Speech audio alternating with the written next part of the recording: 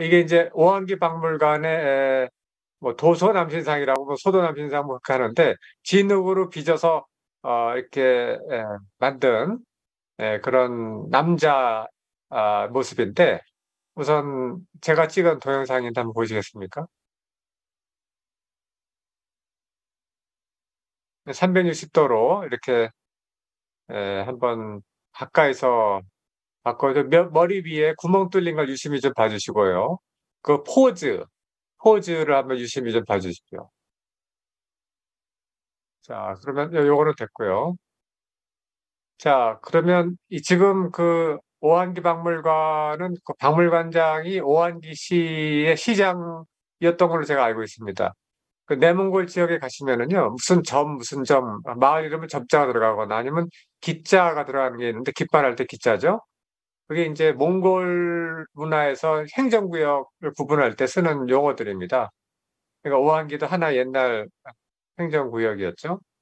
근데, 그, 오한기 박물관장의 아들이 지금, 인하대 융합고고학과의 석사인지 박사과정이 지금 있는데, 중국은 애국주의 교육을 받아서 그런지 상당히 이제 중국 중심적인 그런 관점에서 이제 역사 인식도 하고 고대 해석도 하고 그래가지고 사실은 인하대 고고학과의 어떤 학풍이라고 그럴까 논점하고는 정반대 대척점에 있는 주장들을 이제 세미나 시간이나 이렇게 하거든요. 근데 인하대 고고학과에서는 그런 그 완전히 다른 반대되는 주장을 적극적으로 또 비판적으로 수용을 하고 토론의 대상으로 삼습니다. 왜냐하면은 제가 생각하기에 학문은 가장 다른 most different theory라고 그럴까 가장 대척점에 있는 이론하고 끊임없이 토론하고 통섭을 해야 그래야 이제 진실에 가깝게 갈 수 있다고 생각을 하거든요. 그렇지 않고 기존의 통설에만 매몰돼 있으면은 확증 편향이라든가 사료 편식증 이런 연구윤리 위반을 범할 가능성이 아주 높기 때문에 학자들은 매우 조심해야 된다고 생각을 합니다. 그래서 뭐저 얘기가 좀 빗나갔습니다마는 우왕기 박물관 아들이 이제 상당히 중국적인 입장에서 얘기를 해도 우리는 그걸 포용을 하고 같이 소통을 하고 배척하지 않고 이렇게 노력을 하고 있다는 걸 제가 이 자리를 빌어서 좀 광고 아닌 광고 삼아 말씀을 드리면서 이와 같은 개방된 학풍을 왜 국내 일부 사학계 분들은 수용하지 못하는가에 대한 의문점도 제가 갖고 있습니다. 자, 아무튼 그 얘기는 좀 다른 얘기고요. 자, 여기 보시면 이 남자가 분명히 보시면 이렇게 손을 모으고 이렇게 반가부자 형태를 하고 있기 때문에 이 남자가 하는 행위는 중국 고각계에서도 인정하지만은 수행하는 모습이다. 이렇게 얘기를 하고 있습니다. 그런데 아주 흥미로운 점이 이 사람의 얼굴을 보면 분명히 성인 얼굴이거든요. 30대, 40대, 50대 성인 얼굴이죠. 근데 이 사람의 몸통을 보면 얼굴과 몸의 비율을 보면은 이게 성인이 아니라 어린아이 같거든요. 그렇지 않습니까? 이게 머리가 이제 가분수기 때문에 그래서 이 우리 저 인하대학교 이제 그 진화 인류학 전공에 있었던 에이모 교수님이 딱 보자마자 저거는 얼굴은 어른인데 몸은 아이다라고 얘기를 하더라고요. 그분이 이제 아동 진화 발달을 연구하셨기 때문에 딱 그렇게 얘기하시더라고요. 근데 이 점은 제가 어떻게 보면은 이 얼굴은 어른이니까 분명히 어른인데 이런 행위를 함으로써 젊은 아이와 같은 몸을 습득할 수 있다라고 하는 그런 메시지를 남기려고 하는 것이 아닌가. 소위 말해서 갱소년이죠. 이런 행위를 함으로써 이런 수행을 통해 가지고 젊음을 유지할 수 있다. 혹은 어린아이처럼 몸을 건강하게 할 수 있다라고 하는 것을 표현하고자 한 게 아닐까라는 그런 생각을 제가 해본 적이 있습니다. 특히 이 남성의 입 모양을 보시면은요, 입을 오므리고 지금 잘 보이시는지 모르겠는데 입을 오므리고 벌리고 있지 않습니까? 여러분이 요 모양을 내고 한번 소리를 내시면은요, 어떤 소리가 나오냐면은, 이 소리가 납니다. 이 소리가 나오고, 중국 고고학교에서도 몽골 사람들이 초원에 앉아가지고, 하는 소리를 내면서 자연과 소통하는 그런 사운드 메디테이션 하는 거라고 중국 고고학교에서도 학회 결론이 그렇게 났습니다. 자기들도. 그러니까 이 사람이 하는 행위가 상당히 경건한 자세에서 뭔가를 간절하게 희구하는 모습이죠. 수행하는 모습이고. 근데 소리를 내고 있다라고 하는 대목인데, 자, 이 대목을 여기 지금 한자로 안 돼 있어서 좀 그렇습니다만은, 여기 소리 성자에다가 성기 원도, 소리를 내고 기를 모으는 상태에서 간절하게 바라는 거를 기도를 하면, 그러면 절친견, 반드시 이제 신과 접촉할 수 있다. 그런 대목이 있거든, 참일신고에. 그러니까 성기원도라고 하는 그 대목하고 이 사람의 포즈, 행위가 상당히 정합성이 있는 것이 아닌가. 제가 그런 생각을 했습니다. 이 사실 오한기 박물관의 이 소도남신상은 중국 동북 지역 고고학 발굴 성과에서 아주 중요한 비중을 차지한다고 합니다. 그 점이 이제 우리가 주목할 점이고, 또 한 가지는 여기 머리를 보십시오. 제가 지금 사진을 보시면, 이게 머리지 않습니까? 머리인데, 여기 부분을 보시면은 뭐가 보이십니까? 구멍이 보이시죠? 놀라운 게, 이 소도 남시장이 안이 텅 비어 있습니다. 텅 비어 있어요. 그러니까 이렇게 만들기가 상당히 어려운데, 그 5천 년 전에 어떻게 이런 그 안이 텅 비어 있는 인물 상을 만들 수 있었을까? 그것도 상당히 놀라운 건데, 이 머리가 뚫려 있는 것은 이제 소위 말해서 백회가 열려 있는 걸 표현한 거라고도 볼 수 있다고 생각을 합니다. 여러분들 애기들은 아까 저기 뭐죠?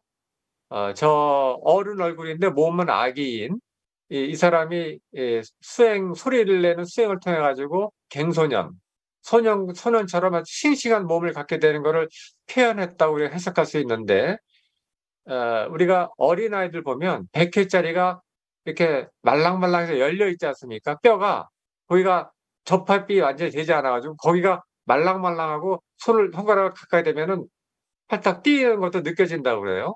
그러니까 어린아이는 이제 아주 어떻게 말하자면은 신체 구조상, 대뇌 구조상 100회가 열려 있는 상태라는 거죠. 그게 어린아이 아주 싱싱한 생명성이 가능하게 되는 이유일 수도 있고, 또 하나는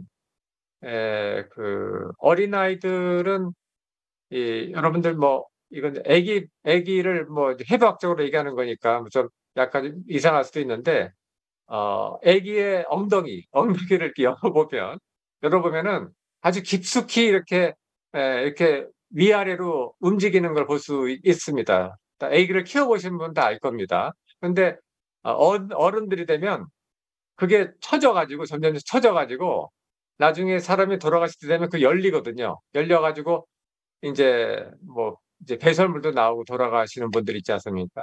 그러니까 이 강한 생명성은 백회는 열려 있고 엉덩이 그 부분은 아주 세게 조여가지고 위아래로 숨 쉬듯이 하는 그것이 어린아이의 아주 강한 생명성의 특징이다, 이런 얘기를 하는데, 머리가 열려 있는 것이 바로 강제인의 너의 머리로 바로 신이 접촉을 해서 이렇게 들어올 수 있다라고 하는 그 표현하고도 상당히 정합성이 있게 저는 느껴졌습니다. 저 혼자만의 착각인지는 모르겠습니다만. 그다음에 이 점을 또 제가 좀 보여드리고 싶은데요. 여기 보시면, 자, 이 점은 아주 중요한 대목인데, 국내 고고학계에서 분명히 이 내용들이 여러 사람들 입을 통해서 회자됐을 텐데 아무도 이 논점을 지목을 하지 않고 철저하게 유령 취급을 하고 있습니다. 이 논점이 뭐냐면, 이 아까 보여드린 이 남자 있지 않습니까? 이 남성, 이 머리 보시면 여기 이 앞에 머리띠 같은 게 있고, 머리띠 위에 머리를 이렇게 겹쳐가지고, 머리를 덮고 있지 않습니까? 머리를 따을 편자죠. 편발, 머리카락을 따서 개수, 덮을 개자, 머리 숫자, 머리를 덮고 있지 않습니까? 그리고 거기에다가, 뭐랄까, 이 리본 같은 걸로 이렇게 고정을 시켜놨죠. 머리를 따서 편발해서 머리를 덮었다. 개수. 한자로 그대로 요 모습을 표현하면 편발개수가 됩니다. 편발개수. 그렇죠? 근데 놀랍게도 너무너무 놀랍게도 우리 조선왕조 실록에 보면 정조실록에 10년 8월 9일자 기록에 뭐가 있냐면 승지 서영수가 아뢰기를 단군은 우리 동방에 맨 먼저 나온 성인으로서 역사에 편발개수의 제도를 제정하였다고 읽었습니다. 라는 대목이 있어요. 너무 놀랍지 않습니까? 이 편발개수라고 하는 헤어스타일을 단군이 만들었다고 그러는데 내몽골 지역에서 남신 소도상에 나왔는데 이 남신 소도상의 헤어스타일이 정확하게 편발개수라는 겁니다. 정확하게 편발개수. 정말 놀랍지 않습니까? 그렇다면 분명히 이 논문이 계속 여러 가지 논문이 나왔어요. 정상입니다. 요 대목 때문에. 지금 이 사람의 헤어스타일과 함께. 근데 이 이야기가 지금 회자된 지 몇 년이 지났는데 국내 고고학계에서 아무도 이걸 다루지를 않고 있더라고요. 왜 그럴까요? 이 이야기가 다뤄지면은 단군이라고 하는 것이 실제 역사가 되는 게 불편해서일까요? 아니면 홍사문화하고 우리 역사하고 상관성이 있는 사실이 또 논점이 추가되는 게 불편해서일까요? 아무튼 상당히 의아한 상황인데 참고로 말씀드리면 우리 고고학계에서는 주류 고고학계인 것 같은데요. 홍사문화는 우리 한민족의 고대 문화하고는 전혀 관계가 없다라고 단언을 한답니다. 단언. 우리 아이들이 쓰는 이제 좀 속된 표현을 쓰자면 홍사 문화는 우리 한민족의 상고대 문화하고 1도 관계가 없다라고 얘기를 한답니다. 근데 네이처지에서 뭐라고 그랬습니까? 홍사 문화, 요소 지역 문화가 한반도를 거쳐서 일본까지 들어갔다고 얘기를 하고 있는데 국제학계가 전부 다 공동 연구를 수십 명이 모여서 그렇게 얘기를 하고 있는데 우리 국내 고고학계 완전히 눈을 감고 완전히 타조 선생님이 잔디밭에 머리를 박고 있듯이 머리를 팍 박고 몰라라고 지금 이렇게 이런 흥미로운 사실들을 무시하는 게 아닌가. 저는 약간 의문을 갖고 있습니다. 이 사진을 다시 한번 유심히 보십시오. 그래서 제가 이제 오늘 말씀드리고 싶었던 것은 분명히 이 삼일신고가 나왔던 시기가 소도경전 본문에 의하면은 홍사문화 시대고, 그렇죠. 청구국이니까. 전기 청구국이니까.